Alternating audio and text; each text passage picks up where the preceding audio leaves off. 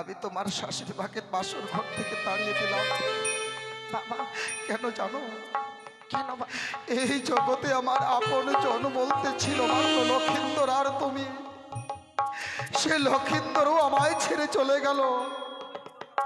এই বৃদ্ধা বয়সে যদি কোনো পুরুষের স্ত্রী মারা যায়, তার মতো হতভাগ্য পৃথিবীর বুকে নেই। কিন্তু কথাই কি বলে জানো? নারীর জীবন হয় রে মধুর, মনের মানুষ পেলে পুরুষের ভাগ্যে কপালে লক্ষ্মী ছেড়ে গেলে। বৌমা, আমি লক্ষিন্দরকে তোমার হাতে তুলে দিয়েছিলাম। এই মুহূর্তে তুমি লক্ষিন্দরকে আমার হাতে তুলে দাও।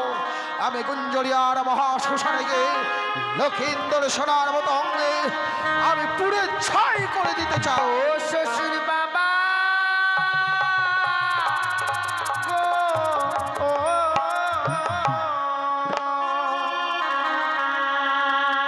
আমার স্বামীকে না পুরা বেনা গো। বৌমা, আমার লক্ষিন্দরকে তুলসী তলায় নিয়ে চলো। সারা শরীর চন্দন ছিটিয়ে দাও। ওগো হস্তে ধনি পায়ে পড়ি বাবা বলি দেয়া নারে।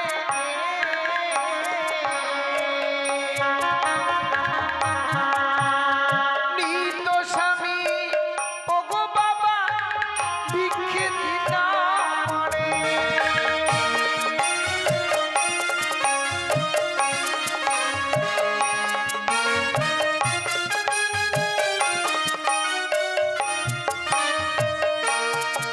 আমার মৃত লক্ষিন্দরকে তুমি ভিক্ষে চাইছো মানে সত্যি বাবা কি করবে আমার মৃত লক্ষিন্দরকে নিয়ে? ওগো মৃত স্বামী বক্ষে লয়ে বাবা ভাসি বসা করে।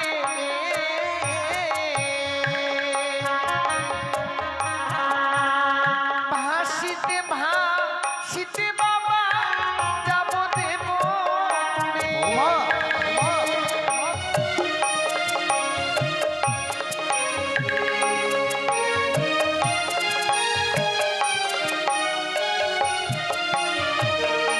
সত্যি বাবা মৃত স্বামীকে বক্ষে লয়ে আপনার সাগর জলে ভাসতে ভাসতে যাবো আমি সেই দেবতা নব। দেবতা নগরে গিয়ে প্রত্যেকটা দেবতার কাছে প্রাণ স্বামীর প্রাণ ভিক্ষে চাইবো আমি। মতিভ্রম হয়েছে তোমার। লক্ষিন্দর মরে গেছে বলে লক্ষিন্দর সঙ্গে মতিভ্রম হয়েছে তোমার। একবার যদি কেউ প্রাণে মারা যায় আর কখনো সে প্রাণ ফিরে পায় না। এই কঠিন পৃথিবীর বুকে আছে কেউ যে কেউ কোনোদিন মোড়া স্বামীকে জীবদান দিয়েছে? হ্যাঁ বাবা সতী সাবিত্রী তাহলে তার স্বামীর প্রাণ কি করে ফিরে এনেছিল বাবা? সতীর সাবিত্রীর কথা আমারও জানা নয় বৌমা। সতী সাবিত্রী নিজের সততার গুণে পাইছে সম্মান। ধর্মরাজের সঙ্গে বাঘে যুদ্ধে পেয়েছে ফিরে সত্যবান। তুমি যে সেই কার্য সমন্ত করতে পারবে না বৌমা। একবার যদি স্বামীকে নিয়ে আমি দেবতা নগরে যেতে পারি বাবা আমি ঠিক আমার স্বামীর প্রাণ ফিরে নিয়ে আসতে পারবো। বেশ, লক্ষিন্দর যখন আমার কাছ থেকে মরে গেছে, লক্ষিন্দরে আমার কাছে কোনো মূল্য নেই। সত্যই যদি লক্ষিন্দরকে নিয়ে ভাসতে চাও সাগর জলে, ভাসার পূর্বেই তোমার শরীরে যত রয়েছে অষ্ট অলঙ্কার সমস্ত কিছু তোমায় খুলে দিয়ে যেতে হবে। বাবা এই অলংকারগুলো কি আমি যদি খুলে দিই তাহলে আমার স্বামীকে নিয়ে ভাসতে পারবো? নিশ্চয়ই পারবে বেশ বৌমা। বাবা আপনি যখন চাইছেন আমি আপনাকে এক এক করে সমস্ত অলংকার খুলে দেব। ওই আমার অষ্ট অলংকার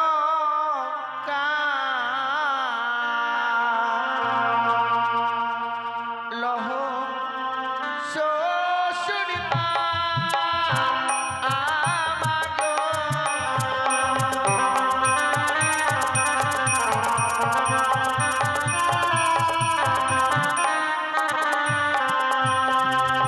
ওই ও কি বাবা গো,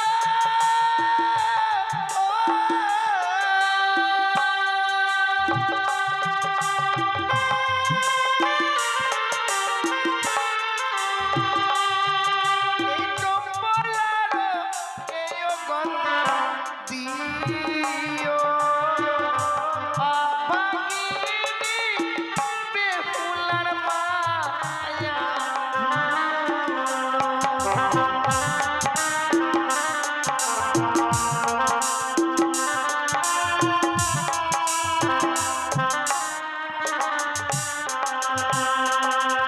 ওই আমার গলার মালা লহ শ্বশুর মা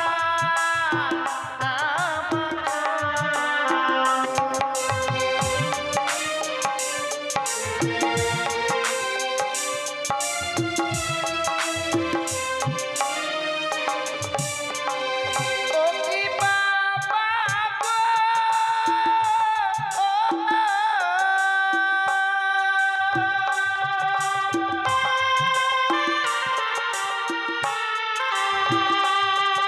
এই টম্বলারো স্বর্ণকার দে দিও বাবাগিনি বেফুলার মায়া বাবা,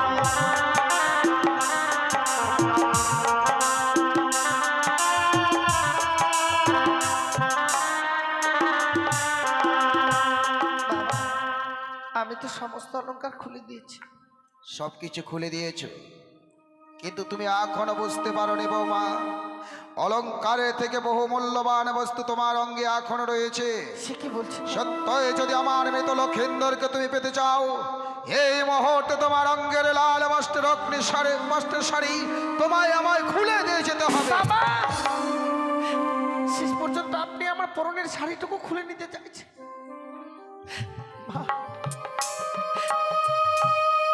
বেশ বাবা, এই পরনের শাড়িখানা খুলে দিলে যদি আমি আমার স্বামীকে নিয়ে সাগরের জলে ভেসে যেতে পারি, আমি কথা দিলাম বাবা, স্বামীকে নিয়ে সাগরে জলে ভেসে যাওয়ার পূর্বে আপনার হস্তে আমি এই অগ্নিপোষ্ঠের শাড়ি তুলে দেব। বৌমা, তুমি আমায় ভুল ভেবো না।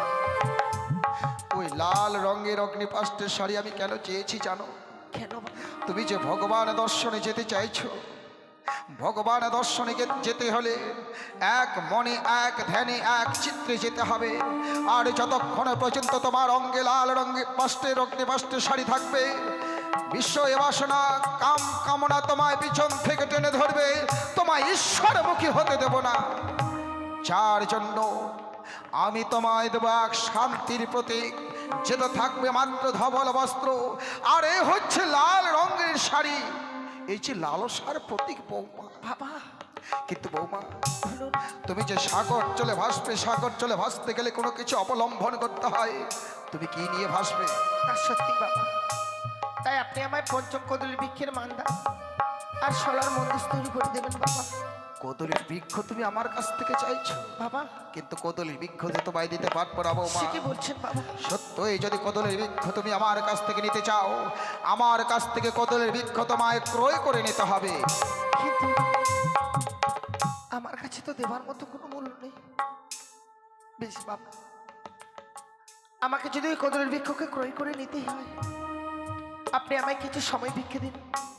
সেখান থেকে হোক না কেন কদলী বৃক্ষের মূল্য এনে আমি আপনার হস্তে তুলে দেব। তোমাকে সেই সময় ভিক্ষেও দিলাম। ওগো চম্পালানগরের বাবা মায়েরা, আজ আমার স্বামীকে নিয়ে আমি সাগরের জলে ভেসে যেতে চাই মা, কিন্তু সাগরের জলে ভাসতে গেলে যে আমায় কদলী বৃক্ষের মূল্য দিতে হবে, আমার কাছে তো মূল্য দেবার মতো মূল্য নেই মা। তাই আজকে দিনে আমায় একটি করে পয়সা ভিক্ষে দিন না মা। আপনারা যদি আমায় একটি করে পয়সা ভিক্ষে দেন, হয়তো আমি আমার স্বামীর প্রাণ ফিরিয়ে নিয়ে আসতে পারবো গো মায়েরা। আমি স্বামীর প্রাণ ফিরিয়ে নিয়ে আসতে পারবো।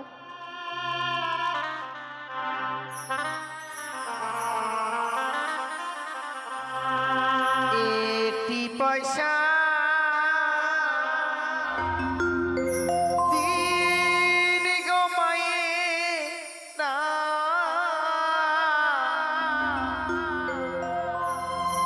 একটি পয়সা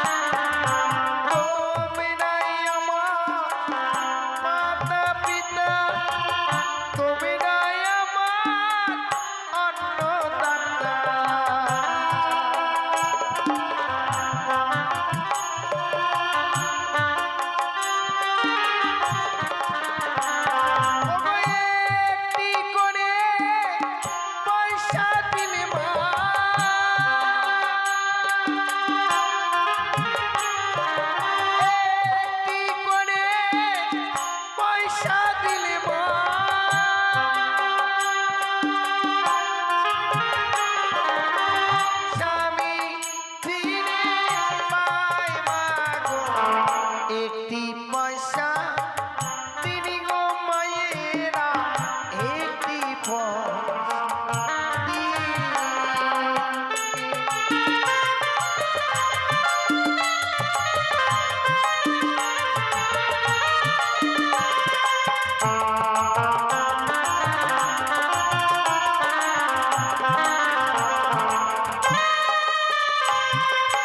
কালকে ছিলামা রাজনন্দিনী ভাগ্য দোষে মা ভিখারিণী।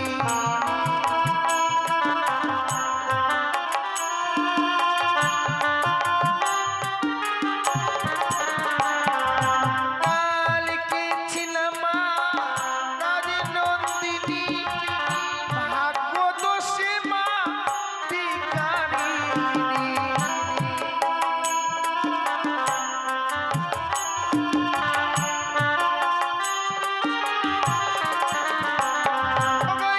একটি করে পয়সা দিলে মা,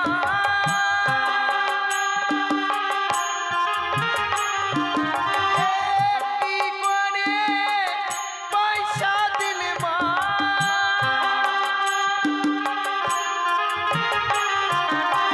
স্বামী ফিরে পাই মা গো একটি পয়সা তিনি গো মায়েরা একটি পয়সা দিয়ে।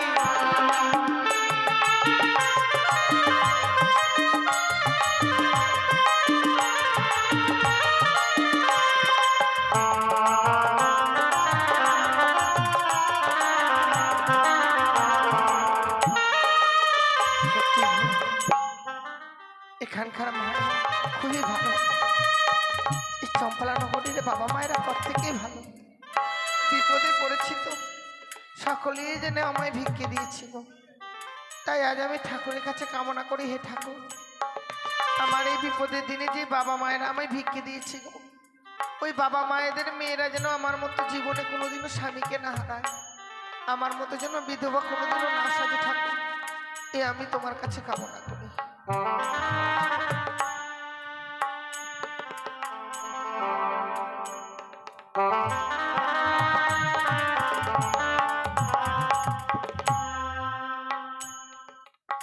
বাবা বৌমা, সময় ভিক্ষে নিয়েছিলে,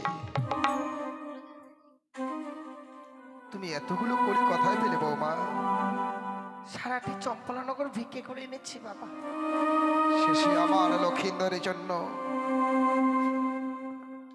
তুমি আমারই চম্পক নগরে তুমি ভিক্ষে করেছ। তোমার স্বামী ভক্তির কাছে যেন আমি পরাজিত বৌমা, আর তোমাকে বাধা দিতে চাই না। আমি আমার সন্তান লক্ষিন্দরকে আমি তোমার হাতে তুলে দিলাম। এ নাও, আমার লক্ষিন্দরকে নিয়ে যেন তুমি ঈশ্বরমুখী হতে পারো। তুমি যে লক্ষ্যে পৌঁছতে চাইছো যেন লক্ষ্য ভ্রষ্ট না হও।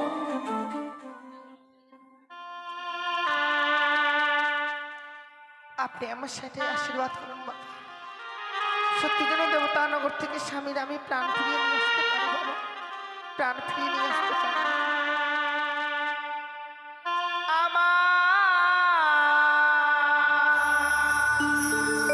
শ্বশুর বাবা গো, ও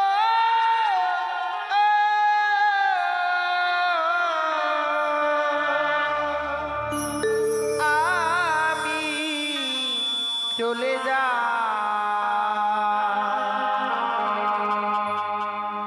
ভেসে যা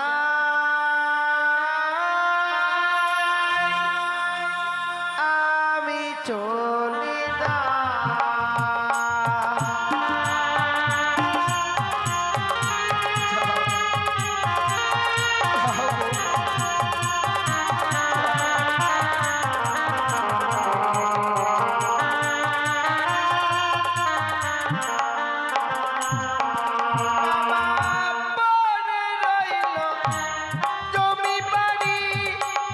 সাগর জলে দিলা পানি,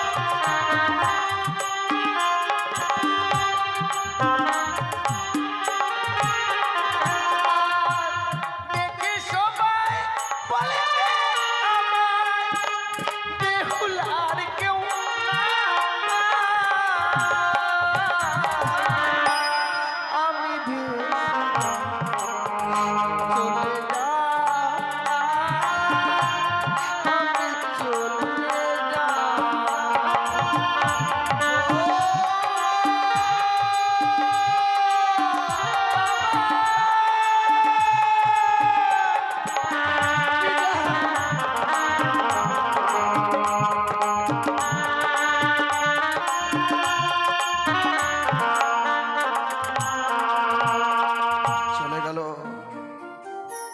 চলে গেল আমার বৌমা যেন আমার লক্ষিন্দরকে নিয়ে সাগর চলে।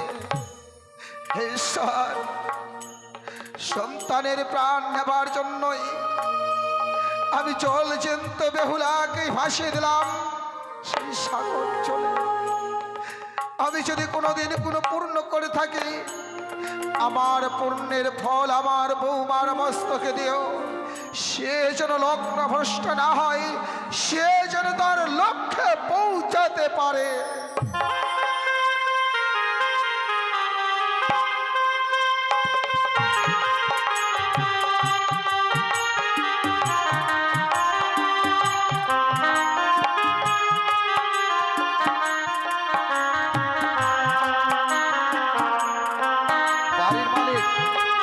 বাড়ির মালিক একবার আসবে ঘর থেকে।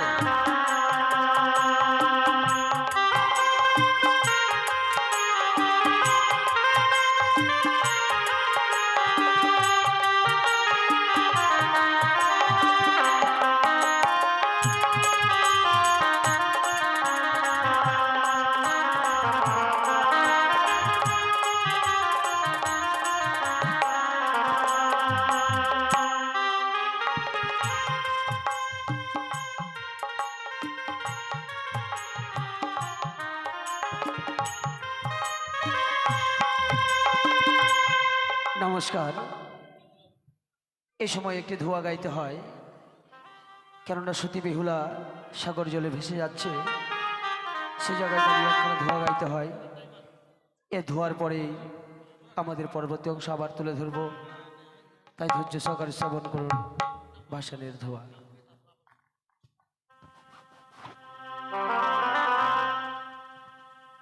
ও মাগো অস্তিকা সমরের মাত নাগে ভগ্নিবাসকে শতথা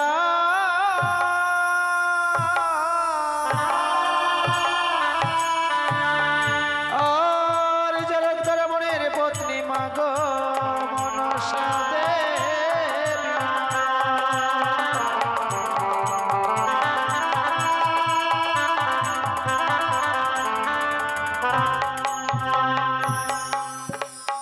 ও বালি ভাসিল রে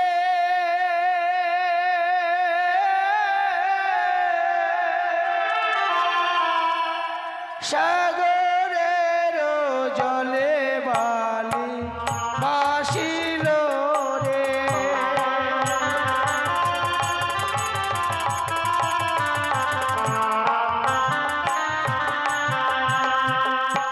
ওগো নমস্তে মনসা দেবী, নমো নারায়ণী বলে।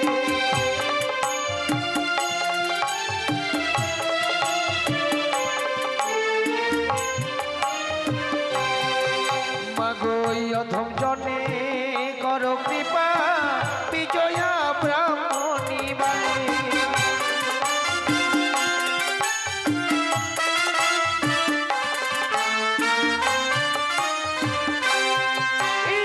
বাসরি ঘরে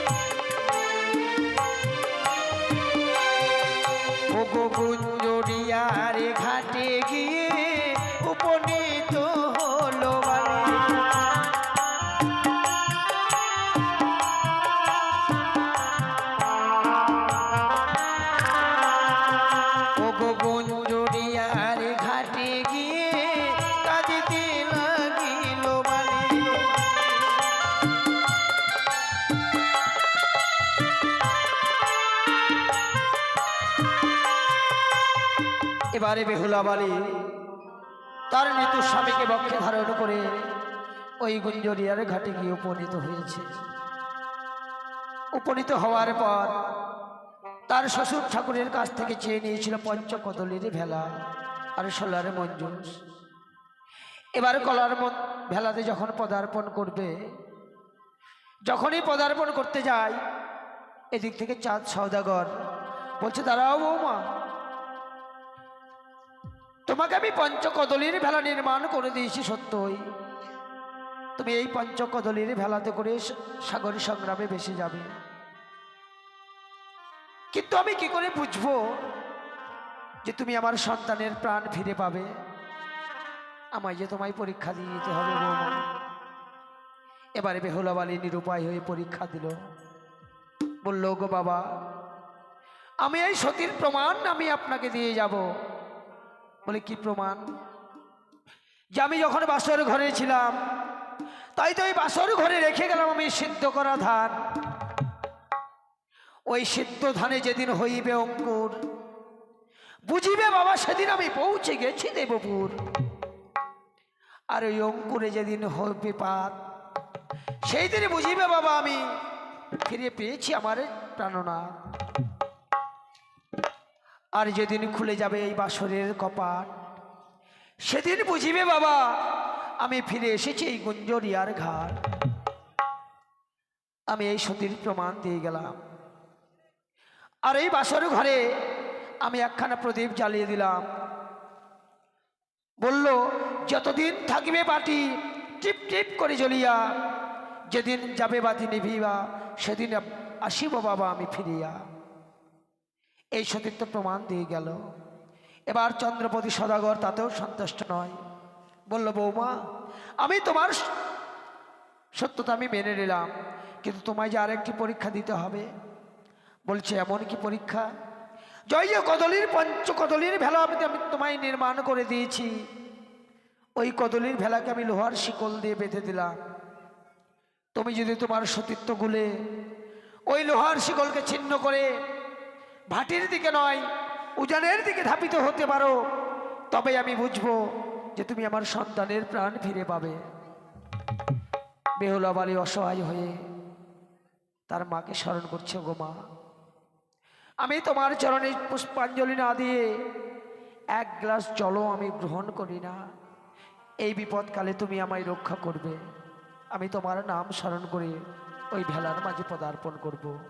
তাই বেহুলা বালি কি করলো? ও গো মা, মনসারে নাম লয়ে ভেলাতে বসিল বালি।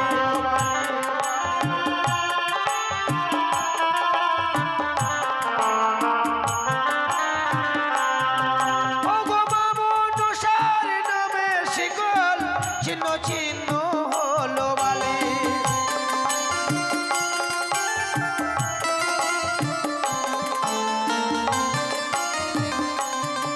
ওগো ভাটিতে না গিয়ে ভেলা উজানে চলিল বালি।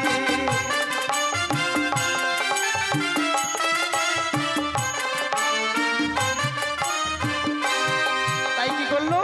ওই মা মনসার নাম স্মরণ করে যখন ভেলার মাঝে পদার্পণ করেছে, লোহার শিকল ছিন্ন ছিন্ন হয়ে যেন ভাটিতে না গিয়ে উজানের দিকে ভেলা ভেঙে চলেছে।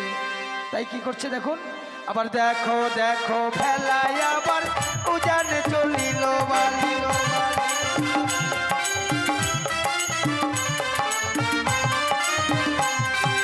কতই দূরে হইতে ভেলা কতই দূরে গেল।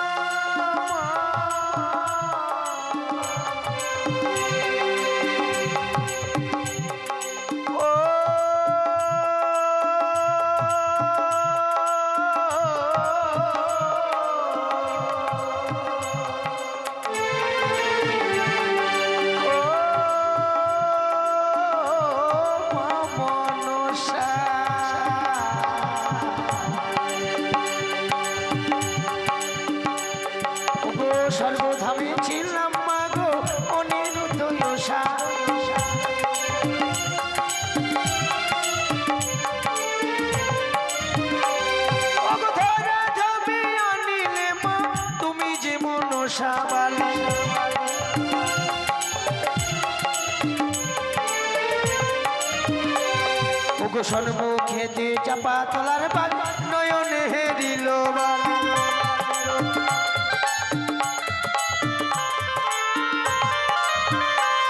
আবার সেখানে হতে বেহুলা বালি চলিতে লাগিল বালি।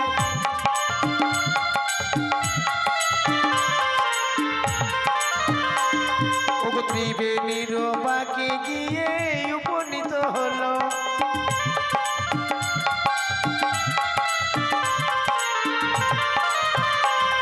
আবার ত্রিবেণীর বাঁকে বেহুলা কি কর্ম করিল বালি।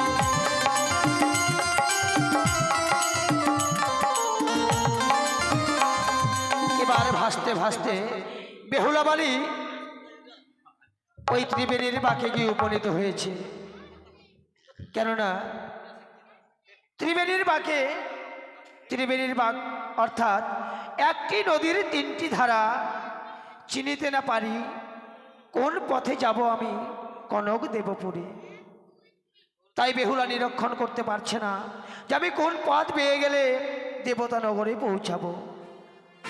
তাই বেহুলা বালি কি করছে, ও গো পাহাড়ে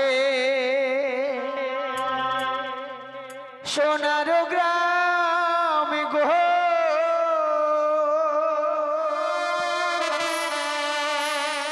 ও গো মাঝে ত্রিবেণী, ও যে মাঝে ত্রিবেণী,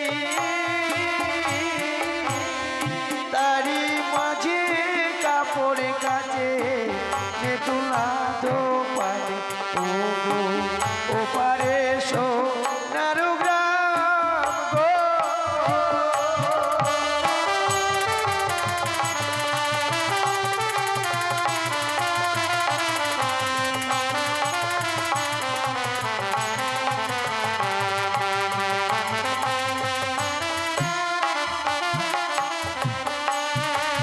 ও গো দেখা দাও মাগো, দেখা দাও আমারে ও গো।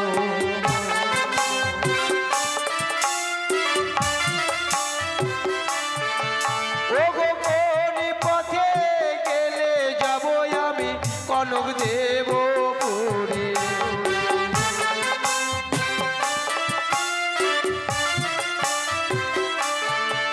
ও গো স্বর্গ ধামে ছিলাম আমি মাগো নামে উষাবতী।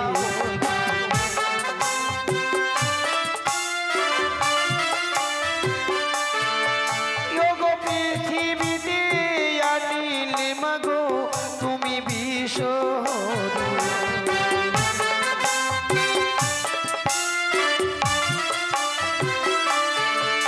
আজ বেহুলাকে কৃপা করো মাগো শঙ্কর নন্দিনী।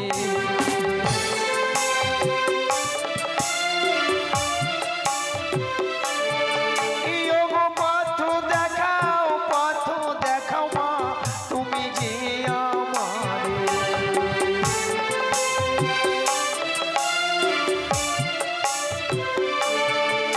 ও যে তুমিও ঘটক সেজে মা বিয়ে দিলে মোরে।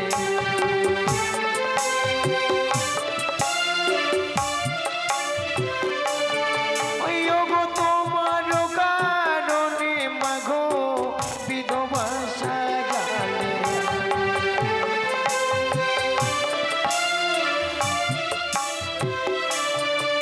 এবার বেহুলা বালি সেই পথ মাঝে গিয়ে বিস্মরণ হয়ে গেছে। কোন পথে যাব মা, তুমি আমাকে পথ দেখিয়ে দাও। কারণ ওই ত্রিবেণীর বাঁকে নেতুলা মাসি কাপড় ধৌত করতো, কেননা ৩৩ কোটি দেবগণের বস্ত্র প্রক্ষালন করত। তাই বেহুলা বালি মাকে স্মরণ করে বলছে, ও গো কৃপা করো তুমি যে আমারে মাগো। ও গো কোন পথে গেলে যাব মাগো কনক দেবপুরে।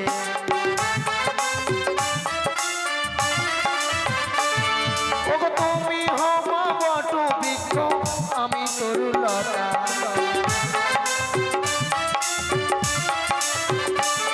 ও গো লতায় পাতায় জড়িয়ে ধরবো মাগো পথের বাতা।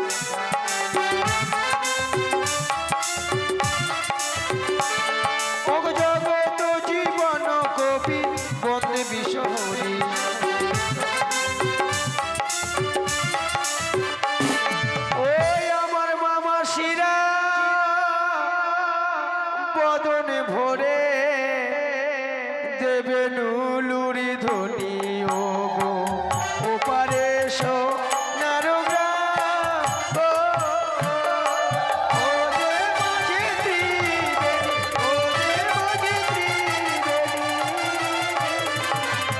তারি মাঝে কাপড় কাজে তুলা দোকান ও গো ওপারে সোনার গ্রাম গো।